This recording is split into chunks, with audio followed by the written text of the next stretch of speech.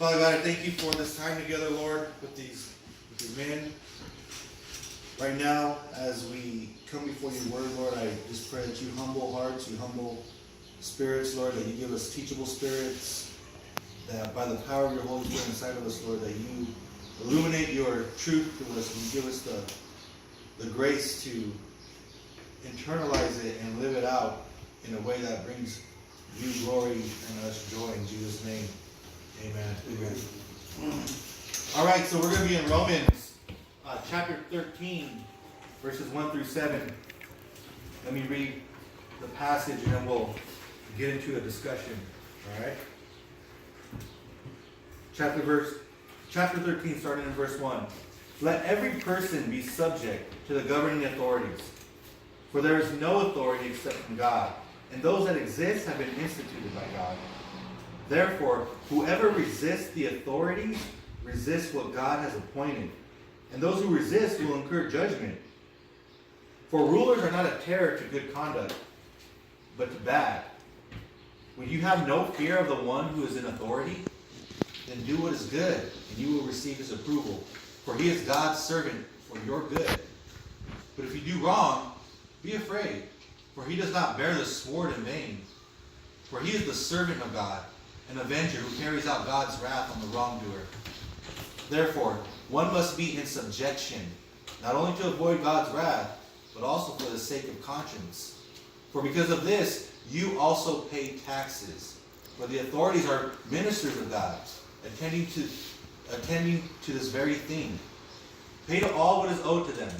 Taxes to whom taxes are owed, revenue to whom revenue is owed, respect to whom respect is owed, and honor to whom honor is owed. So in these 7 verses here that start off chapter 13, my main idea, what I guys want you to walk away, if nothing else with tonight, is that our citizenship in God's kingdom affects our citizenship in our earthly kingdoms. The fact that we are now citizens of God's kingdom is going to have an effect on how we live as citizens on here on earth. Okay? So I would ask you, how would you, either in the past or currently, describe your attitude towards governing authorities? What thoughts or feelings come to mind when you think about government or man-made institutions? I think they're wicked, they're not, they're corrupted. I think some corruption, misconduct, Okay. misuse of authority, misrepresentation sometimes. Right? Okay. Anybody else? When you think of governing authorities, when you think of man-made institutions, these systems that have power over us, and they rule and they reign over us, what feelings does it stir up? What thoughts? Also, I think like favoritism. Sometimes when someone has like good legal representation that pay out of their pocket, get away with certain things as opposed to someone that is being represented by a public defender, by the state. I think if you're rich, you are more likely not to go through some dire consequences as opposed to someone that is poor. Okay. Yeah, so I think that's like a balance of injustice right there. Totally. I think that like with any government, the higher up you go, the more corrupt it becomes. Yeah. If God's not at the center of it. Okay. Because God's government and man-made political government is two separate governments. In a sense, but we'll get into that right now. You said corruption. You want elaborate personal experience?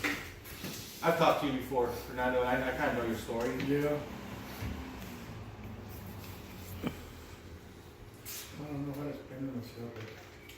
Frustration, maybe? Yeah, frustration, anger. Anger? Okay.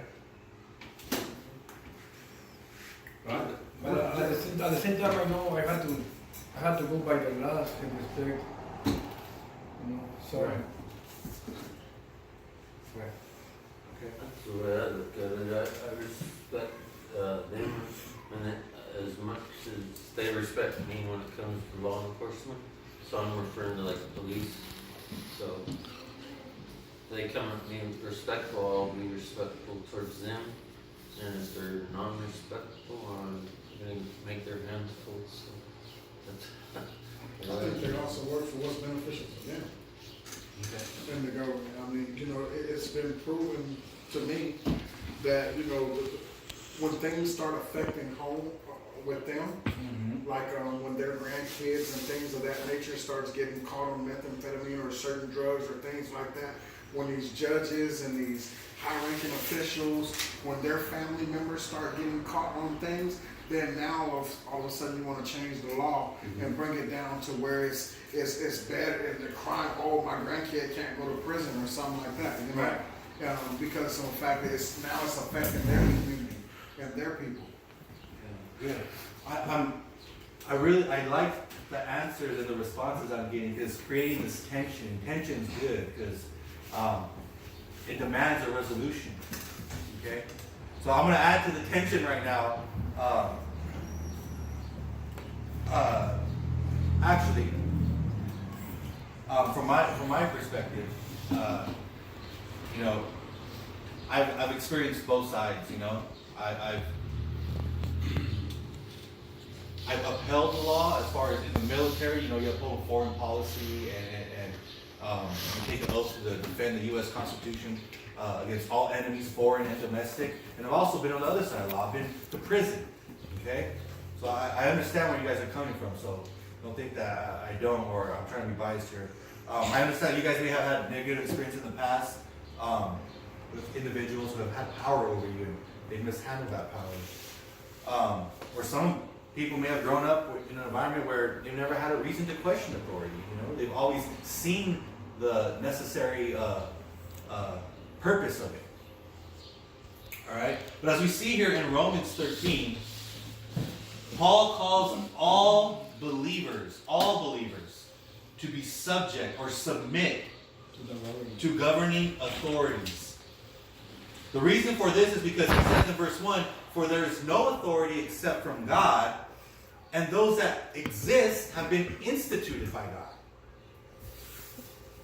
Every governing authority, every government, every regime, every dictatorship, every democracy instituted by the sovereign God of the universe. Put there. So my question to you is,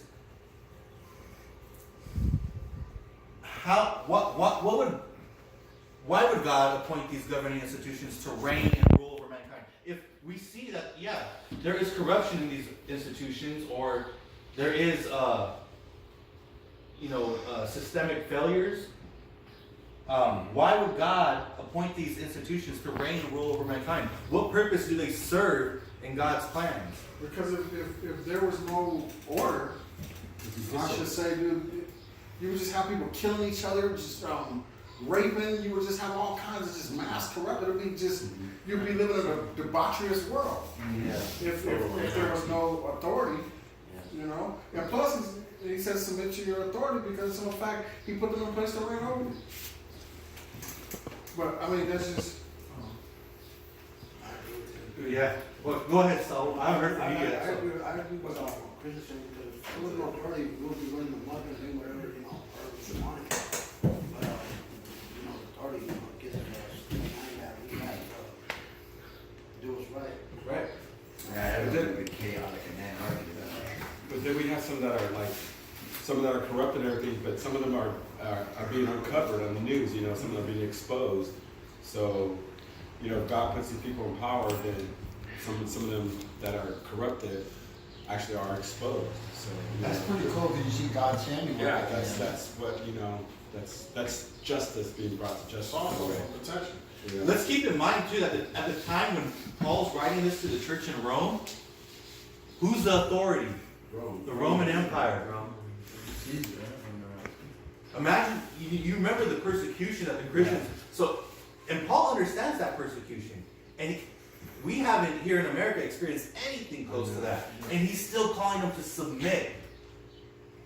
I mean, it could blow your mind. You're like, well, okay. But we understand, yeah, they're not perfect because governments are made up of what? people, right? And people are what? Fallen and sinful.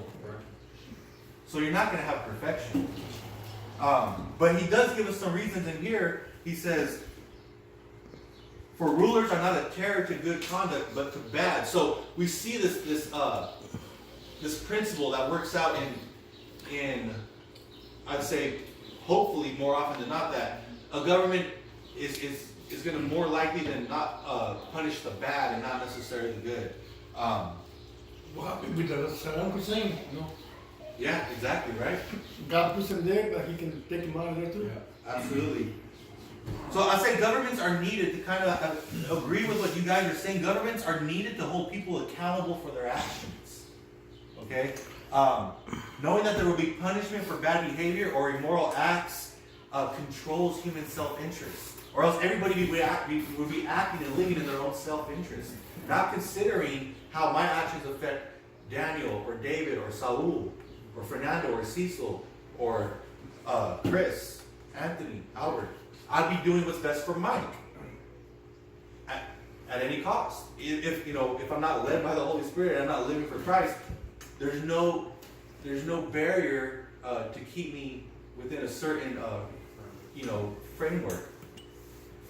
So we see all the practice, and it makes it possible to live in a society too, or else, like you said, debauchery everywhere, mayhem. So we see all the practical benefits that living under and submitting to governing authorities affords a civil society. These are good and necessary functions that human beings need to maintain order and control. Okay.